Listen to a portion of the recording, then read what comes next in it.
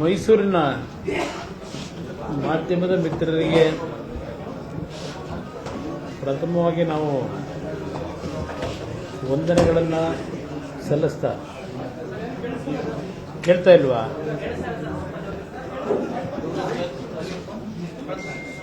ಇವತ್ತಿನ ಪ್ರಮುಖವಾದಂಥ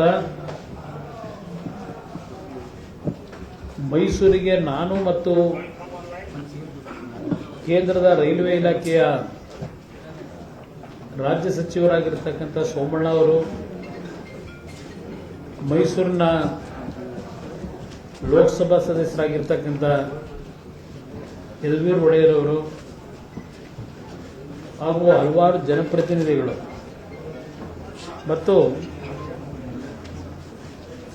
ಬೆಂಗಳೂರಿನ ಕೇಂದ್ರ ಕಚೇರಿಯ ಹಿರಿಯ ಅಧಿಕಾರಿಗಳು ಬೆಂಗಳೂರಿನಿಂದ ಬೆಳಗ್ಗೆ 10 ಗಂಟೆಗೆ ವಿಶೇಷ ರೈಲಿನಲ್ಲಿ ಮೈಸೂರಿನವರೆಗೆ ಇವತ್ತು ನಾವು ಪ್ರಯಾಣವನ್ನು ಮಾಡಿರ್ತಕ್ಕಂಥದ್ದು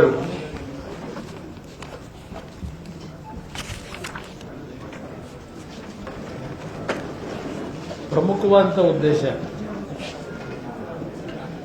ಬೆಂಗಳೂರು ಮೈಸೂರಿನ ನಡುವೆ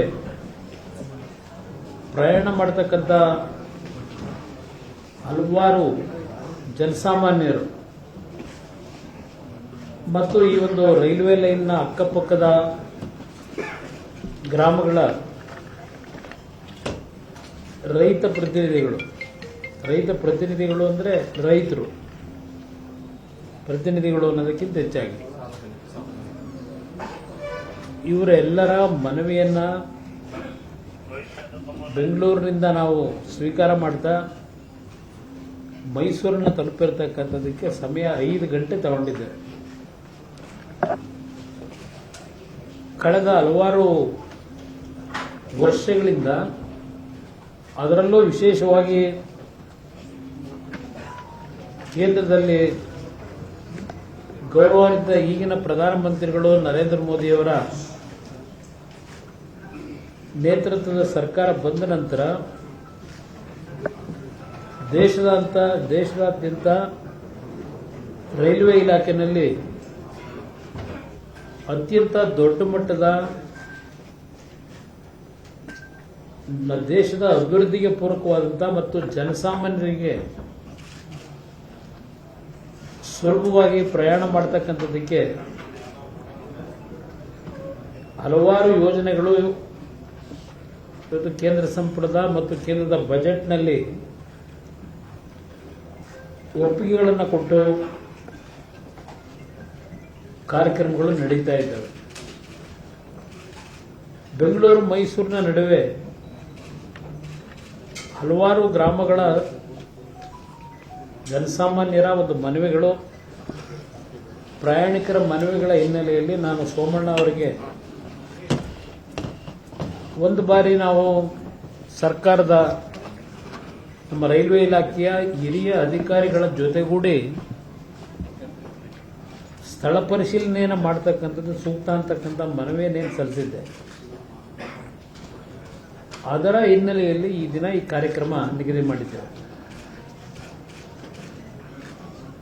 ಎಲ್ಲೆಲ್ಲಿ ಯಾವ್ಯಾವ ರೀತಿಯ ಸಮಸ್ಯೆಗಳನ್ನು ಜನಸಾಮಾನ್ಯರು ಎದುರಿಸ್ತಾ ಇದ್ದಾರೆ, ಪ್ರಯಾಣಿಕರು ಎದುರಿಸ್ತಾ ಇದ್ದಾರೆ, ಅವರಿಂದ ಮಾಹಿತಿಗಳನ್ನು ಪಡೆದಿದ್ದೇವೆ. ವಿಶೇಷವಾಗಿ ದೇಶದ ಪ್ರಧಾನಮಂತ್ರಿಗಳು ಹಲವಾರು ಸಂದರ್ಭದಲ್ಲಿ ಇಲಾಖೆಯ ಅಧಿಕಾರಿಗಳಿಗೆ ಮತ್ತು ಸಚಿವರಿಗೆ ಸೂಚನೆ ಕೊಟ್ಟಿರ್ತಕ್ಕಂಥದ್ದು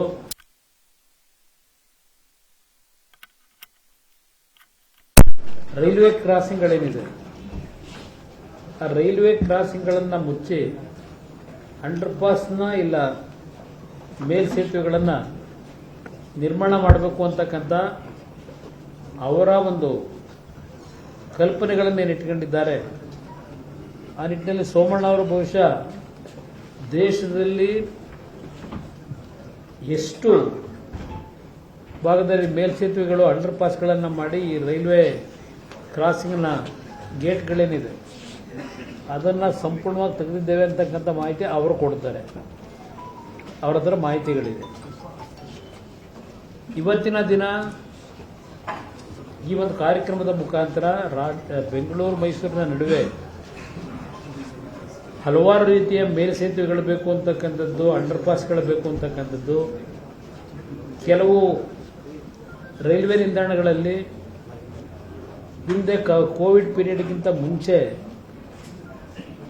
ನಮಗೆ ಟ್ರೈನ್ಗಳನ್ನು ನಿಲ್ಲಿಸ್ತಾ ಇದ್ರು. ಈಗ ಹಲವಾರು ನಿಲ್ದಾಣಗಳಲ್ಲಿ ಟ್ರೈನ್ ನಿಲ್ಲಿಸ್ತಾ ಇಲ್ಲ ಅಂತಕ್ಕಂಥದ್ದು ಜನಗಳ ಒಂದು ಅಭಿಪ್ರಾಯಗಳೇನಿದೆ ಹಲವಾರು ತಿಂಗಳಿಂದ.